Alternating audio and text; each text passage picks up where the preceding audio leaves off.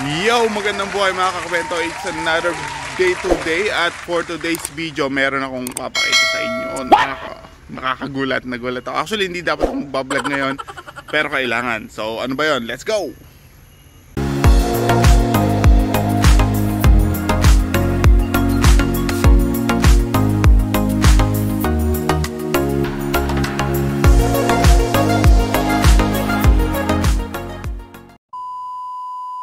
So tama nga narinig yung mga kakwento. Ngayong araw hindi dapat ako magbablog. Pwede na! Kasi kabablog ko lang kahapon. And nagpawala ako kahapon ng mga young bird. And ngayon, inulit ko yung ginawa ko kahapon. So nagpawala ako. And etong si Loka, naloka. Lumipad ang loko. Buti hindi sumama yung mga young bird. Ngayon, umalis ako, bumalik ako. Pagbalik ko, ito, tignan, papakita ko sa inyo. Ano yun nandito?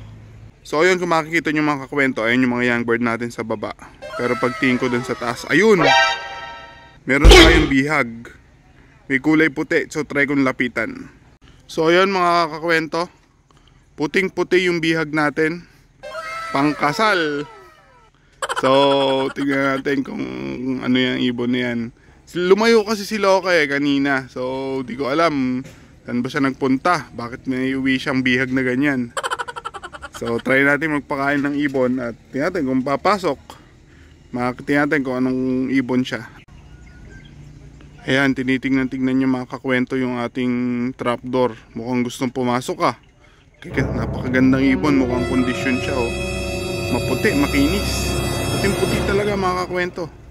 O ayan, bumaba pa siya dun sa kasama yung mga young bird natin. So tingnan natin.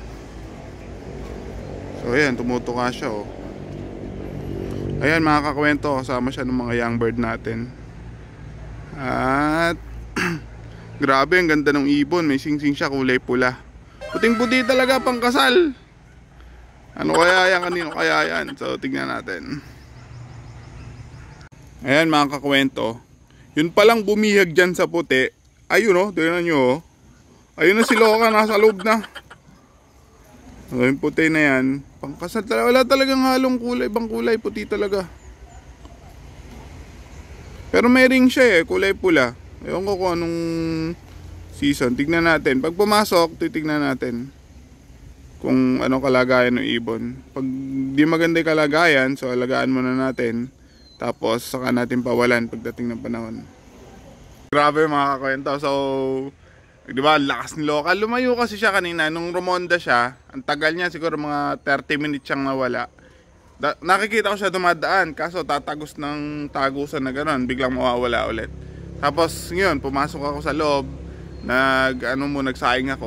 Ngayon, pagbalik ko rito sa labas, meron ng puti. Ay, anong puti yan? So, magpakain na tayong young bird. Tingnan natin kung mapapasok natin yung ibon. Let's go! A few moments later. At ayun nga mga kakwento, so pinapakain ko na. So itong nasa loob ngayon, mamumunini ngayon ito si Loka So nakita na ng mga young birds natin. So ayun pa rin yung bihag natin, maamo napakaamo ng ibon. Ang ganda, mukhang cock siya. Pure white. So tingnan natin kung papasok. At ayun, kasalukuyan nagsisiangat na yung mga young bird natin mga kakwento. So magsisipasok na sila. Tingnan natin kung papasok yung puti. Kasi ayun siya sumusunod din siya talaga. So gusto yata dito sa atin pasukan ng mga young bird Tingnan natin kung papasok din. Grabe, ganda ng ibon. Swerte tayo kung sa akin yan, pero hindi sa atin yan. So, titingnan lang natin kung ang ibon. So pasok na lahat ng young bird natin Ay, mukhang papasok.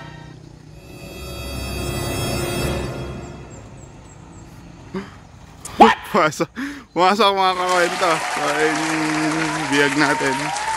Ay uhaw, malayo pinanggalingan ito. Ayan siya pangkasal bihag. Gandang ibon. Tingnan natin mga kakwento. Ayan, pakainiyan muna natin siyang kumain. Ito yung bihag natin mga kakwento. Yung mga young bird ko nagkakagulo na doon kumakain. So gusto niya bumaba kaso naiilang sa akin So tignan mo, pababayin muna natin, pakainin natin. Tingnan natin makikikain siya. Pure white talaga.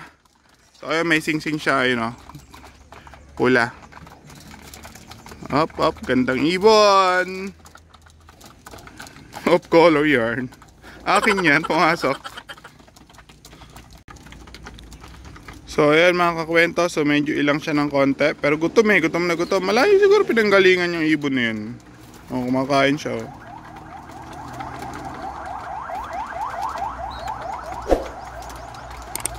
O, diba? Ang laking ibon eh. Medyo pure white talaga. Madalang kumakit ng pure white pang kasal. Yan, kumakain mga kakwento. Gandang ibon, jackpot. Jackpot tayo mga kakwento. So, ayan, tapos na silang kumain. Tignan natin, huling ko ngayon yung puti. Tignan natin mga kakwento kung anong ring niya. Para, kasi may grupo kami, so ipopost ko din doon. Baka sa kanilang ibon yon. Tignan natin kung sa kanilang ibon. Kung ano din yung ring para matandaan ko. So, papakita ko sa inyo. At so, yun mga kakwento, nahuli na natin yung bihag natin na ibon. So, papakita ko sa inyo sa kanya. So ayan po, puting-puti yung ibon. Napakagandang ibon, medyo malaki. So ayan, eye sign, talagang albino siya. Red eyes. Ayan o, red eyes. So napakagandang ibon, ang laki, kak. Ayan o, ang ganda ng ibon eh o. Ngayon, anong ring niya? So ang banded siya ng ACMC 2021. So dito sa amin sa Nueva Ecija, hindi ko alam kung ano yung ring na ACMC 2021. Ngayon, pagtatanong ko muna bago ko i-keep muna natin ng konti doon, pero ihiwalay ko dito sa mga young bird ko kasi hindi natin alam, since bihag siya, kung baka may dala siyang sakit. So ihiwalay natin. Ngayon, pagtatanong ko muna kung kaninong ibon ba to, baka sa may mga tropa ko naman. Sa tingin ko mga kakwento, ito ay breeder na nakawala.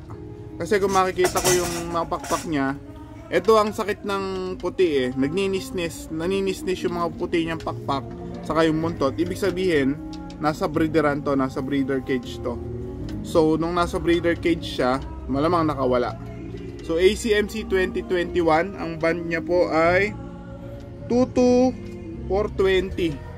So ACMC 2021 22420 yung ring number nito. So ilagay muna natin sa isolation to sa tabi ni Loco para ma-isolate, hindi masama dun sa mga young bird, baka ba yung sakit kasi. So let's go! 3 hours later. So yun mga kakwento, so ganado si Loco kasi meron siyang kapitbahay ngayon. So doon natin nilagay yung puti. So nakita nyo, todo barako agad si Loco. Nagkaroon na ako ng kapitbahay dito sa wakas. Ayan, so iyan muna natin dyan. So pagtanong ko muna, baka merong may ibon dito yun sa atin. So ayun mga kakwento, so nandito na yung naka-safety muna yung ating bihag na puti. So again, ang band niya po ay ACMC 2021 22420 yung kanyang ring number. So dito kasi sa Nueva Ecija, wala akong alam na club na ang pangalan ay ACMC. So di ko alam, baka naman yung ACMC is commercial ring lang.